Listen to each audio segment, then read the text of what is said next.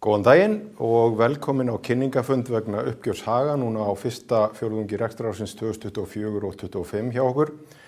Við erum alveg að detta inn í sumarfrístíma og því ákváðum við að halda fundin núna fyrir helgina, fyrir júlí og ég treysti því að þið sem eru að horfa taki viljan fyrir verki því þetta mögulega tími dags og tími viku þar sem fólk vil vera að gera eitthvað annað heldur en að hlusta á kynningar á uppgjörum en til þess reyndar upptakan og streymið. Það er hægt að hlusta á það síðar.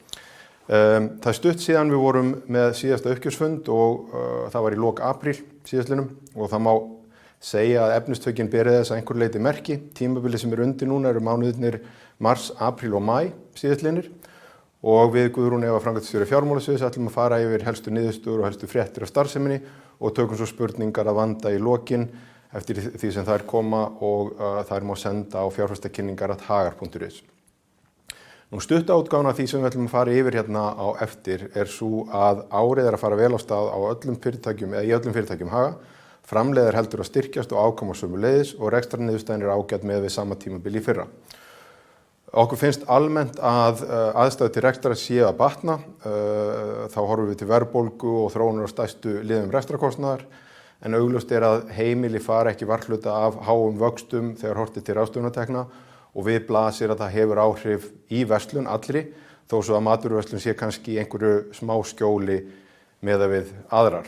En við skulum vinda okkur í lengri útgáfuna og byrjum á því að skoða svona fjórðunginn í hnotskurn. Við vorum með vörusölu upp á ríflega 44 milljarða, það er aukning ríflega 6%. EBITDA afkoma var að styrkjast, var 3,2 milljarðar og hagnaði sömuleiðis 850 milljónir. Það er í rauninni bæting á báðum þessum liðum rétt í kringum 30%.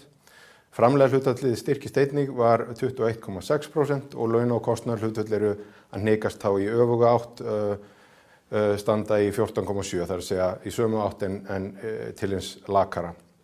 Eiginfjárhlutfall var 35,6% og er í samræmi við markmið stjórnar í kringum 35%. Ef við byrjum á aðeins að horfa til þessara svona helstu þátta sem hafa áhrif á umhverfisþátta sem hafa áhrif á okkar starfsemi, þá er mjög ánægjulegt að sjá að verðbólga heldur áfram að hnikast niður á við. Hún var 6,2% í lok fjórðungsins og fór samkvæmt fréttum í gær niður í 5,8%. Matarverðbólgan sem við horfum sérstaklega á er sömuleiðis á niðurleið, stendur í 5,1%. Að öðru leyti þá voru kannski ekki afgerandi hreyfingar í svona helstu lykilbreytum fyrir okkur, gengi krónu gagnvart evru og dollar var til þess að gera frekar stöðugt og svipuðum nótum á tímabilinu í fyrra og það sama má segja heimsmarkaðsverð á olíu, litla breytingar en þó lítilsháttar lækkun yfir tímabilið eða yfir fjórðunginn. Ef við tökum áfram aðeins stóru myndina þá má kannski segja að við séum að fara yfir örlítið endurtekið efni sem er reyndar allt í lagi þegar það gengur vel, tekjur aukast áfram en verðbólga hefur þar minni og minni áhrif.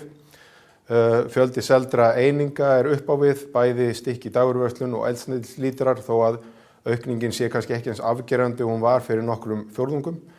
Og það er svo full ástæða í þessu stóru myndasamhengi að nefna sérstaklega sterkan fjórðung hjá Olís sem litar uppgjörið kannski enn jákvæðari formerkjum en annars væri.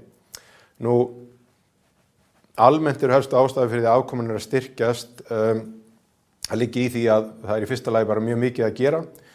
Í öðru lagi liggja þær í langtíma áhrifum hagræðingaraðgerða sem eru nú bara við uppskerum núna á hverjum degi og í þriðja lagi sterkari framlegð eða framlegð sem eru hækkað á milli tímabila en það var framlegða hlutfall á sama tíma í fyrra í sögulegu lágmarki eins og Guðrún sýnir ykkur hérna á eftir. Við erum ánægð með það að það verður ákveðin árangur náðst í að halda aftur af verðhækkunum á aðföngum í matvöru með uppbyggilegu samtali við heildsala og framleiðendur en því tengt þá sjáum við verðbólgu í matvöru hún hefur svona síðustu mánuðum farið hraðar niður heldur en vísitala neysluverðs. En það er hins vegar langt frá því við séum komin í einhverja örugga höfn hér því að það er enn töluverður hækkunarþrýstingur sem við finnum fyrir frá byrgjum á öllum sviðum og eigum þetta samtal við þá þess vegna. Við höfum haldið áfram að þróa starfsemi félaganna okkar á víðum grunni. Við gerum ráð fyrir að opna nýjar bensínstöðvar á næsta ári á landsbyggðinni og svo undirbúningur þar er hafinn og langt kominn. Við stækkuðum og endurnýjum Bónus á Ísafirði og svo búð var nú barn síns tíma og þurfti á þessari svona uppfærslu að halda og síðan höfum við haldið áfram að bæta við nýjungum í þjónustu okkar verslana í bæði Hagkaup og Bónus. Að lokum þá liggur það fyrir að hafinn undirbúningur og söluferli olíudreifingar og tengdra félaga. Hann hófst á fjórðungnum og við gerum ráð fyrir að flytja frekari fréttir af því á haustmánuðum. Nú, ef við rýnum í starfsþættina 2, fyrst verslanir og vöruhús, þaðan sem að 70% af okkar tekjum koma á þessum fjórðungi. Þar hefur aðeins dregið úr tekjuvextinum miðað við síðustu fjórðunga en tekjur voru 31,4 milljarður og jukust 7%. Afkoma starfsþáttarins, bæði horft til EBITDA og EBIT, styrktist hins vegar töluvert einhver 10% frá því í fyrra og almennt séð þá eru umsvif í dagvöruverslun að aukast ennþá eins og verið hefur í seldum stykkjum og fjölda viðskiptavina en töluvert minna en hefur verið og aðeins mismunandi leikni eða munstur hjá Bónus og hjá Hagkaup. Nú Eldum rétt átti enn einn frábæran fjórðunginn, héldu raunar upp á 10 ára afmæli sitt með pomp og prakt og sendu af því tilefni nokkar fjölskyldur í ævintýraferð til útlanda í afmælisboði félagsins. Við höfum svo verið að fjárfesta í innviðum hjá okkur, þá aðalega vöruhús á framleiðslu innviðum. Við erum að ljúka við stækkun á vöruhúsi aðfanga í Skútuvogi sem að munar töluvert miklu fyrir okkur, það á lokametrónum, síðan ný vinnsla á Álfabakka, hún að svona byggjast upp úr jörðinni og þar ganga hluti bara nokkuð hratt og síðan það sem kannski ekki sést eru tæknilegir innviðir, við erum að setja upp ný vöruhúsakerfi meðal annars hjá aðföngum og í undirbúningi hjá banunum og svo vinna gengur bara prýðilega og skiptir okkur miklu máli fyrir framhaldið. Nú Bónus gengur vel, það þarf engum að koma það sérstaklega óvart. Vörusalan nam 22,4 milljörðum og jókst 10% og afkoma heldur áfram að styrkjast með fleiri stykkjum seldum og fleiri heimsóknum í verslanir. Bónus sem fyrr sú verslun sem ódýrasta versla eins og kemur skýrt fram í könnunum ASI. En þar kannski munar mest að hjá Bónus raunar allt ódýrt heldur en ekki eingöngu valdar vörur sem eru auglýstar sem slíkar. Nú, það hafa nokkrar breytingar orðið á teymi lykilmanna í Bónus á síðustu vikum og mánuðum og við höfum verið að styrkja teymi sérstaklega á innkaupahliðinni og erum nú þegar farin að sjá ávinning af því starfi og nýjum áherslum. Við bættum Gripi og Greitt við á Ísafirði þegar búðin var uppfærð og það skemmst frá því að segja að Vestfirðingar eru augljóslega himinlífandi með búðina, nýju búðina eða uppfærðu búðina. Við sjáum það á viðtökum og fjölda viðskiptavina. Síðan eru viðskiptavinir Bónus á Selfoss einnig konum með Gripi og Greitt sem frábær viðbót í verslun þar sem fólk grípur með sér svona körfur í stærri kantinum, skulum við segja, meðal annars á leið í sveitina, það sparar alveg gríðlegan tíma að gera það í gegnum sjálfskönnunar lausnina Gripi og Greitt. Ef við kíkjum þá á Hagkaup, vörusalan nam 5,8 milljörðum og jókst örlítið á meðan seldum stykkjum var hins vegar aðeins að fækka. Rekstur gekk hins vegar mjög vel og var afkoma ágætt sem kannski aðeins á skjön við þennan samdrátt í seldu stykkjum sem við erum að sjá. Það hins vegar eins og við sjáum það mögulega tvennt sem skýrir þetta. Í fyrsta lagi þá aðsókn bara mjög sterk í sögulegu samhengi, það að segja fjöldi heimsókna. Það svo einnig líklegt að lítilsháttar fækkun í seldum stykkjum sé til að mynda komin eða hefur orðið vegna breyttrar samsetninga á vörukörfunni en sem dæmi það má nefna að í dag geta viðskiptavinir Hagkaups keypt sér máltíð fyrir 2 í formi einstakra rétta frá Eldum rétt sem telst þá 1 stykki selt út úr búð en þetta væri þá í stað þess að kaupa innihald í sambærilega máltíð sem væru kannski 10-13 stykki út úr búð og þetta á við í fleiri sambærilegum tilvikum þannig að þetta svona einhvers konar samsetning á vörukaupum sem eitthvað að breytast. En í öðru lagi þá hafa stjórnendur Hagkaups náð prýðilegum árangri að auka hagræði í rekstri. Meðal annars nýtum við núna sjálfvirkni í auknum mæli bæði við vörupantanir og verðmerkingar. Við höfum líka breytt vörusamsetningu nokkuð, uppsetningu verslana og hilluröðun sem skilar betra úrvali og betri upplifun viðskiptavina og þá þjónustu við þá eðli máls samkvæmt. Netverslanir okkar að sækja í sig veðrið stöðu aukning þar og við sjáum það líka viðskiptavinir að nýta þær heilmikið sem búðaglugga og koma svo sjálfur í verslunarferðina. En veisluþjónustan ein af þessum netverslunum, veisluþjónusta Hagkaups og það verður eiginlega að segjast að hún sló í gegn núna á vormánuðum yfir svona fermingar og útskriftatíman og raunar þannig að nokkur sem þurftu við hreinlega að loka fyrir pantanir því framleiðslu geta okkar hreinlega annað ekki eftirspurn. Nú við kynntum svo til sögunar eina skemmtilega nýjung hjá Hagkaup sem svona bara í þema við það sem við erum að gera. Við erum að bæta við skemmtilegum og áhugaverðum nýjum þjónustulausnum inn í búðirnar hjá okkur. Það sem sagt sjálfsafgreiðslu skýrbar sem við köllum skálina og virkar ekkert ósvipað á salatbarinn sem núna í flestum okkar verslunum. Og það skemmst frá því að segja að skálinn hefur slegið í gegn langt umfram okkar væntingar. Við vissum alveg að þetta er vinsælt en ekki svona. Raunar þannig við þurftum að stækka aðstöðuna bara eftir 2-3 daga eftir við opnuðum. Nú, svona í takti við svona árinu í kringum Hagkaup þá höfum við haldið alls kyns þemadag og viðburði og þeir eru alltaf vel sóttir, allt frá hefðbundum, tax-free-dögum og dönskundögum yfir í viðburði sem tengjast kannski ákveðnum uppákomum, fermingum eða tiltekinni matagerð eða förðun og svo framvegis. Aukin þjónusta þannig við viðskiptavini. Heilt yfir þá erum við mjög ánægð með hvernig Hagkaup að þróast sem verslun og þá sérstaklega að samhliða rekstur að styrkjast töluvert. Ef við skoðum svo hinn starfsþáttinn sem eldsneytissala hjá Olís, tekjur þar námu 13 milljónum króna og jukust aðeins á milli ára. Við erum að selja heldur fleiri eldsneytislítra heldur en í fyrra. Þar sjáum við aukning á smásölu en smávægilegan samdrátt til stórnotenda. Það sem stendur hins vegar upp úr í fjórðungnum að afkoma hefur batnað töluvert á milli ára og raunar ansi sterk með EBIT upp á 767 milljónir og afkoma starfsþáttar upp á 418 milljónir. Nú það eru nokkrir þættir sem styðja hér við þessa bættu afkomu en þar má meðal annars nefna sterka eftirspurn á smásölumarkaði og stakar en þó nokkuð stórar sölur til erlendra aðila. En því til viðbótar þá hefur okkur gengið vel að stýra byrðum með skilvirkum hætti og gengisvarnir að skila ávinningi eins og oft áður. Nú til viðbótar þá hafa viðskiptavinir tekið mjög vel í nýjungar í vöruframboði þjónustustöðva og nýja afhendingarmáta sem að skila okkur aukinni þurrvörusölu. Við hófum nýlega samstarf með Volt sem hefur orðið til þess að fleiri og fleiri átta sig á því að borgararnir á Grill 66 ekkert venjulegir vegaborgarar, heldur þeir raunverulega mjög góðir á bragðið. Að lokum þá gaman að segja frá því að eins og ég kom aðeins að hérna áðan að síðasta bensinstöðin hefur ekki enn verið byggð, ekki að okkar hálfu. Það liggur fyrir að við munum gera ákveðna breytingu á Akureyri þar sem við gerum ráð fyrir að þjónustustöð og vöruhús Olís rísi við Sjafnargötu á Akureyri. Það sem sagt rétt við innkeyrslu í bæinn að norðan við Norðurtorgi þar sem að Bónus hefur opnað nýja búð. En við gerum svo ráð fyrir því að á einhverjum tímapunkti muni gömul stöð innan bæjarmarkanna víkja á móti.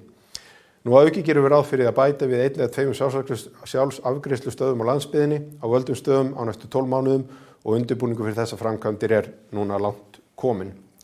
Þannig að við erum virkilega ánægð með þennan fyrsta fjórðung hjá Olís sem var óvenju sterkur rekstrarlega en nú fer í hönd annar ansi stór fjórðungur hjá félaginu, sumarið með auknum ferðalögum landsmanna og ekki síður erlendra ferðamanna og með þessari byrjun á fyrsta fjórðungi þá má segja að við komum bara nokkuð sterk og heit inn í sumarið.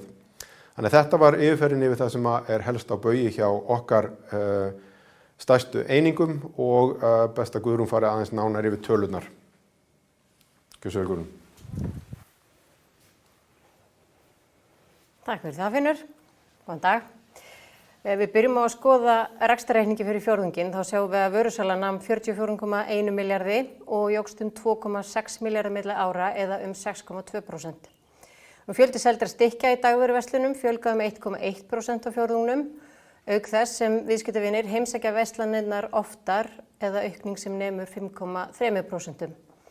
Seldum eldsneytislítrum fjölgaði lítillega milli ára eða 0,7%. Framleiði krónutalinn nam tæpum 9,5 milljarði og jókst 1,5 milljarði milli ára eða 18,1%. Framleiða hlutfallið nam 21,6% og hækkar 2,2% stig milli ára. Hlutfallir hækka bæði í dagvöru og eldsneytishluta samstæðunar en framleiða hlutfallið fyrra varð í sögulegu lágmarki.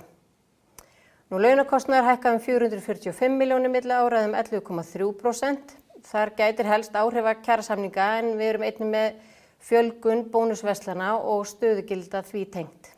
Annar rekstrakostnaður hækkar 275 milljónir eða 15,2%. EBITDA fyrsta ársfjórðungs nam rúmum 3,2 milljörðum sem 27,5% aukning milli ára. Afskriftir hækka 22,3% að mestu vegna hækkunar á afskriftir rekstrarfjármuna, samhliða auknum fjárfestingum undanfarin ár. Og þá hafa fjármagnsgjöld hækkað 26% og gætir þær áhrifa hærri vaxtagjalda vegna hærri leiguskulda en ekki síður hærri vaxtakostnaðar í samanburði við síðasta ár. Hagnaður fjórðungsins 850 milljónir og jókst 30,2% frá fyrra ári þegar að hagnaður nam 653 milljónum. Nú skoðum það helstu lykilmælikvarða rekstrar og samanburð síðustu 5 ára. Við sjáum áframhaldandi veltuaukningu sem drifin áfram af auknum umsvifum í rekstri en einnig áhrifum verðbólgu.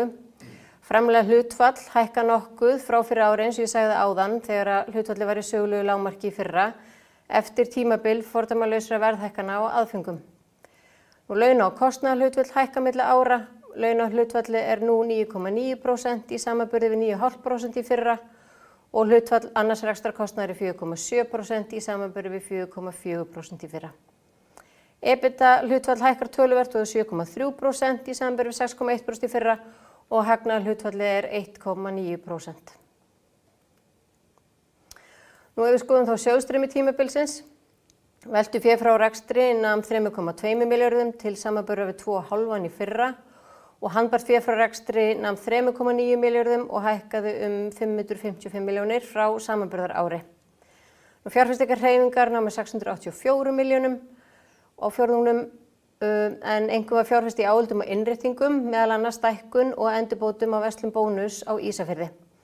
Í fyrra voru fjárfestingarhreyfingar heldur hærri 2,4 milljarðar en þá var fjárfest í fasteign við Norðlingabraut og opnun verslunar Bónus í húsinu. Fjármögnunarhreyfingar 459 milljónir til samanburði við 898 milljónir í fyrra og handbært fé hækkaði 2,7 milljarða á tímabilinu og nam 4,6 milljörðum í lok maí. Heildar eignir samstæðunnar námu 81,5 milljarði í maílok og hækkuðu 4,3 milljarða frá síðustu áramótum okkar í lok febrúar. Fastafjármuni voru 56,8 milljarðar og hækkuðu 752 milljónir á tímabilinu en hækkunin liggur að mestu í hækkun á leigueignum. Veltufjármunir 24,7 milljarðar og hækkuðu tæpa 3,6 milljarða milli ára. Birgðir í lok ársfjórðungs voru 12,8 milljarðar og veltur hafi birgða 11,4. Birgðir hafa hækkað tæpan 1,3 milljarð frá sama tími í fyrra en lækkað 270 milljónir á fjórðungnum. Og í fyrra var veltur hafi birgða 11,3. Viðskiptakröfur og aðra skammtímakröfur hækka 1,1 milljarð á tímabilinu og innheimtutími viðskiptakrafna nú 11,4 dagar í samanburði við 11,3 daga í fyrra. Eigið fé 29 milljarðar og átti félagi eigin hluti að nafnverði 22,1 milljón í lok tímabils.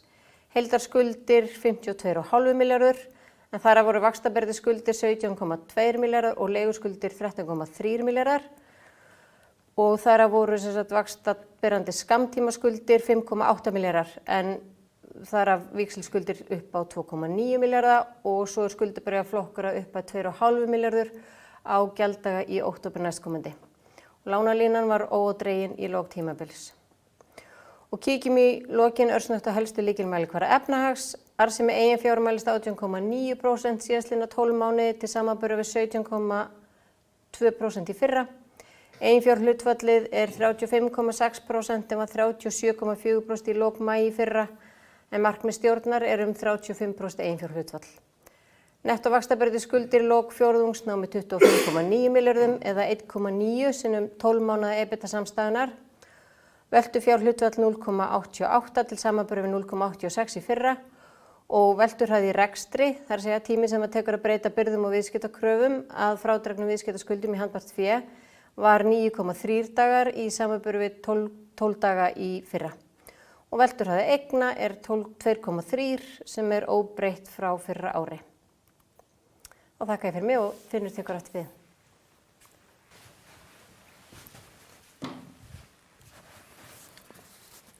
Takk fyrir þetta, Guðrún. Rétt til þess að draga saman hérna, ein skylduglæra, hérna gengjustæstu hluthafar. Gengi hefur lítið breyst, lítilega hækkað á milli fjórðunga, stóð við lok fjórðungs í 77,5 krónu og enn sem fyrr þá eiga 10 stærstu hluthafarum þau byrja 3/4 hlutafjár og ég held ég geti sagt að það hafi nánast engar breytingar orðið hvorki á röð né eignarhaldi þessara 10 stærstu á milli uppgjörsfjórðunga. Uppsagnaður hagnaður hlut heldur áfram að mjakast upp á við og stendur nú í tæplega 4,8 krónum á hvern hlut og hefur ekki áður verið hærri.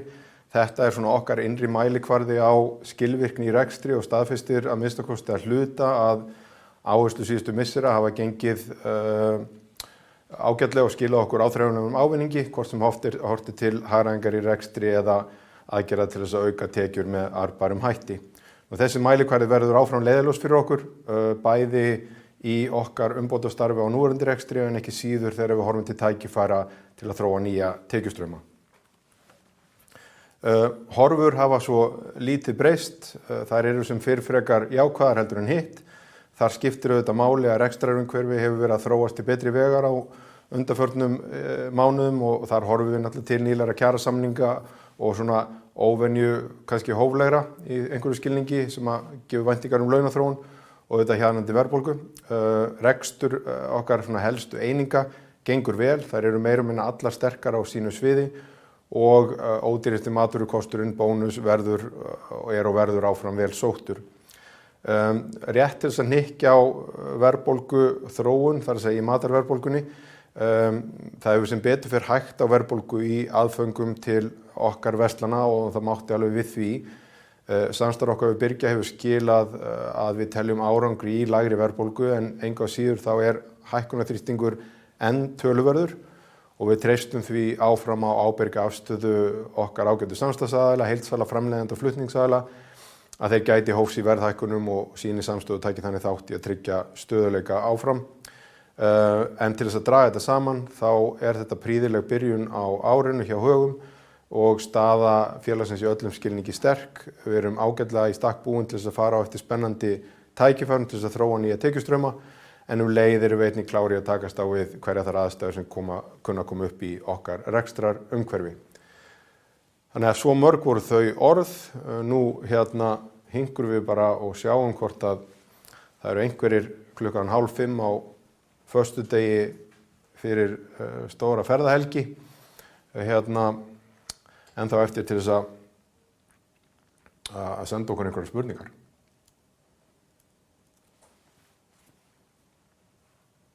Við höfum ákveðið að gefa sér ekkert mjög langan tíma.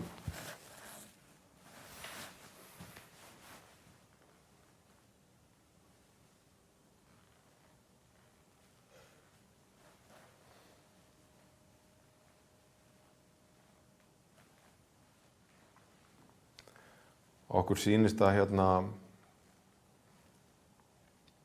fólk sé komið annað. Þannig ég held að við þökkum bara fyrir okkur í dag og óskum ykkur sérstaklega góðar helgar og restar af sumri og þökkum að sjálfsögðu eins og alltaf fyrir áhugan á félaginu og fylgjast með okkur. Takk fyrir.